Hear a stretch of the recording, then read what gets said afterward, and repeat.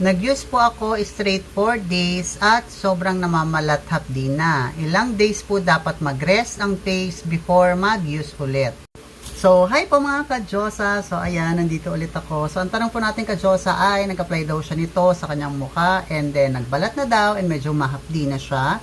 Diba tulad nga ng sabi ko sa inyo, kapag humahapdi na siya ay ipahinga natin yung pag-a-apply. So, the question is, ilang araw daw siyang dapat magpahinga?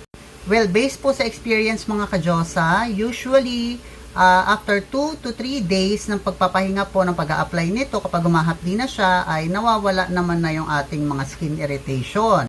But then again, we still don't have different skin type nga po. So, yung rest day niya, kung hindi man kaya ng 2 to 3 days, pwede yan 4 to 5 days. Basta kailangan yung pakiramdaman palagi yung balat po ninyo since magkakaiba nga tayo ng balat. So, pwedeng sa amin 2 to 3 days. Okay na sa inyo kung mga 4 to 5 days. Basta pakiramdaman nyo lang kung hindi na siya mahapdi after 5 days, after 4 days, after 3 days. Ayan, pwede na kayong mag-apply ulit. Pwede pa rin i-continue yung ating sunblock and kojic. But take note mga ka-Diyosa, wag na wag pong magbababad ng kojic sa ating mukha. And always wear sunscreen during daytime. Okay, ulitin natin, during daytime, kaya nakasulat po doon ay sun block, okay, for sun protection.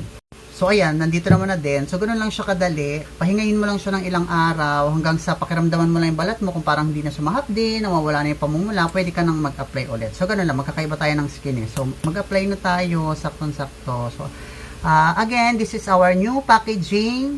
So, mas pinagaganda lang natin, ini-improve lang yung packaging niya. Pero yung laman niya ay same quality and same effect pa rin po. Okay? So, ayan, mag-apply na tayo ng SCD Peeling Skin Lotion.